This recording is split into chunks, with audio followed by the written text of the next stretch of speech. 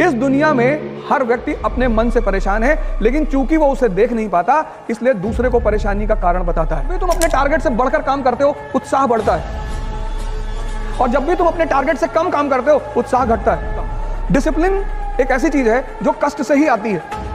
Diary मतलब discipline. तो ये काम करो, डायरी बनाओ और अपनी स्टेमिना को अपने हिसाब से आगे बढ़ाते चलो। तुमसे खेल रहा है और तुम उसको मजा दे रहे हो, तुमसे मजा ले रहा है, कभी तुमसे कह रहा है हिंदी रामधारी सिंह दिनकर बढ़िया। तुम्हें अपने उस मन को मजबूत करना पड़ेगा। वो तुम्हें बार बार भटका रहा है, उसे मजबूत करना है किसी भी कीमत पे।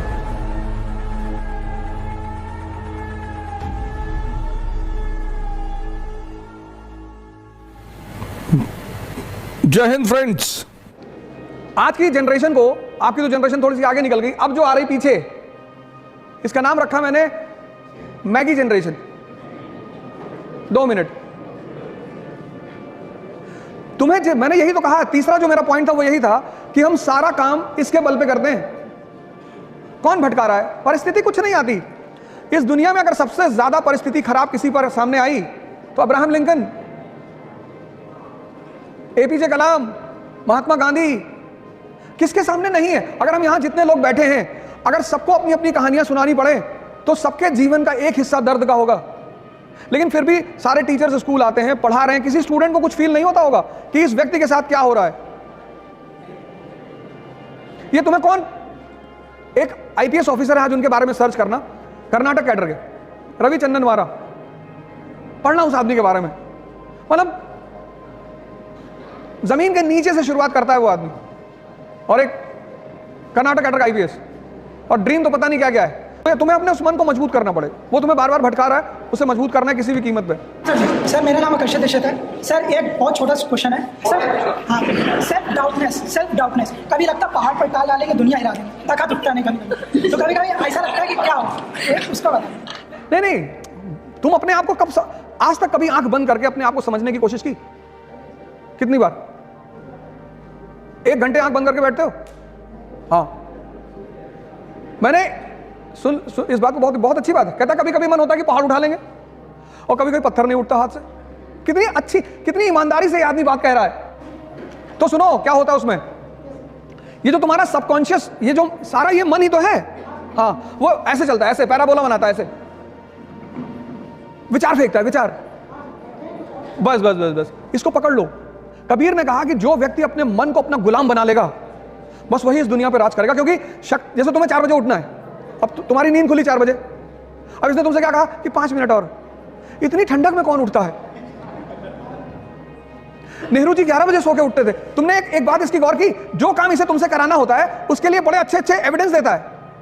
ये कोई सिगरेट पीता है तो उससे कहता है नेहरू जी भी पीते थे, स्टालिन भी पीते थे। अरे स्टालिन नाली का पानी पीता था, पियोगे?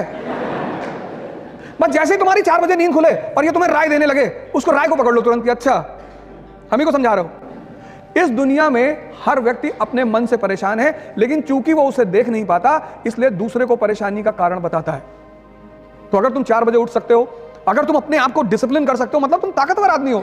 हाँ सर, हटा देंगे। बस धीरे धीरे करो, 1 साल लगेगा। 14 साल में भगवान राम भगवान बने थे। मतलब भगवान बनने की विधि 14 साल है, 14 साल करना पड़ेगा। 1 साल में आईएएस, तो जितना साल बढ़ा, 20 साल कर लोगे तो पता नहीं ब्रह्मांड ही तुम्हारे कब्जे में रहेगा। तो इस देश में तुम संत रविदास को सुनो, मन चंगा, मन पे बात कर रहे हैं। तुलसीदास ने क्या कहा? जाकी रही भावना जैसी।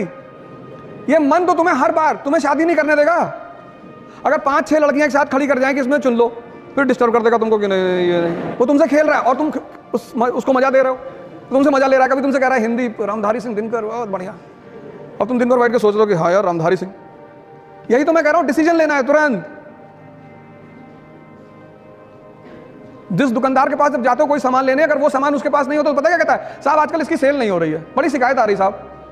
आप साहब एक काम करो, आप साहब ये नया प्रोडक्ट आया साहब बाजार में, बड़ा बढ़िया प्रोडक्ट है साहब। तुम उससे पूछो कि जो मैं मांग रहा हूं वो है? कि तुम बिस्लरी की बोतल मांगे, उसके पास नहीं है, कहेगा हिमालय का पानी ले लो। मैंने पूछा बिस्लरी है? कह रहा साहब बिस्लरी के पानी में बहुत शिकायत आ रही। मैंने कहा है कि नहीं? कहा भैया बिस्लरी नहीं। तो उसको मत खेलने दो, एक डिसीजन लो, और जितना बड़ा एम्बिशन होगा उतना बड़ा खतरा होगा। खेल रहा है तुम्हारे साथ, कल से मत खेलने देना। डिसिप्लिन एक ऐसी चीज है जो कष्ट से ही आती है। जैसे बैठ के मत पढ़ो। मैंने ये डाइस ले रखी थी, मैं इस पे पढ़ता था, कम से कम 3 से 4 घंटे, 12 घंटे मत करना वरना स्पाइनल प्रॉब्लम हो जाएगी। कुछ लोग क्या करते हैं ना, अत्त मचाना शुरू कर देते हैं। बाबा रामदेव ने जब शुरू में बताना शुरू किया कि कपालभाति करने से चेहरे पे चमक आती, एक भाई साहब ने 1.25 घंटा कर लिया, किडनी पलट गई, वो 2 महीने आईसीयू में रहे। किसी भी काम की शुरुआत धीरे धीरे करो, डिसिप्लिन कष्ट से आएगा। अपने आप को कष्ट दो और अपने ऊपर नजर रखो। एक शेड्यूल बनाओ और शेड्यूल छोटा बनाओ। अब 3 घंटे का शेड्यूल बनाओगे तो तुम्हारा मन बगावत करेगा, कहेगा नहीं नहीं 3 घंटे का नहीं 10 घंटा। यही तो उसका खेल है, कहेगा पूरा दिसंबर बैठ के पढ़ना है। जब तू, अगर यहां कुछ लोग बाहर के होंगे तो जब तुम अपने घर जाते होगे छुट्टी में तो एक किताब लेके जाता होगा कि घर चल रहे हैं और टाइम वेस्ट नहीं करेंगे, पढ़ेंगे बैठ के। और जब तुम घर पहुंचते हो तो तुमसे क्या कहता है कि यार कानपुर में तो पढ़ ही रहे हो। पता लगा जितनी किताब लेके गए थे बिना खुले सब वापस आई है। छोटे छोटे वो बनाओ गोल, कहो 3 घंटा पढ़ेंगे। तो जब तुमने 3 घंटे का गोल बनाया और पढ़ गए 7 घंटा, कितना मजा आया उस दिन। जब भी तुम अपने टारगेट से बढ़कर काम करते हो उत्साह बढ़ता है, और जब भी तुम अपने टारगेट से कम काम करते हो उत्साह घटता है। तो जब तुम 10 घंटे का टारगेट बना के सिर्फ 3 घंटे पढ़ते हो और यह प्रक्रिया 2 महीने चलती है तो तुम डिप्रेशन के शिकार धीरे धीरे होने लगते हो। इसलिए कम टारगेट बनाओ और ज्यादा आउटपुट निकालो और कष्ट दो अपने आप को। वही मैंने तब शब्द का इस्तेमाल किया क्योंकि वो तुम्हारी अचीवमेंट होगी, कोई कर नहीं पाएगा। वैसे बड़ी सारी संस्थाएं हैं जो डिसिप्लिन भी सिखाती, लेकिन उससे कोई फायदा नहीं। ये कि खुद को कंप्लीट कैसे करें और अपने आप को चैलेंज कैसे करें, क्यों हमें ही पता होता है कि हमारी प्लस पॉइंट क्या है, हमारी वीकनेस क्या है, तो हाउ टू चैलेंज आवरसेल्फ। देखो, अगर आज तुम्हें दौड़ने के लिए कहा जाए तो कितने किलोमीटर दौड़ जाओगी? 1।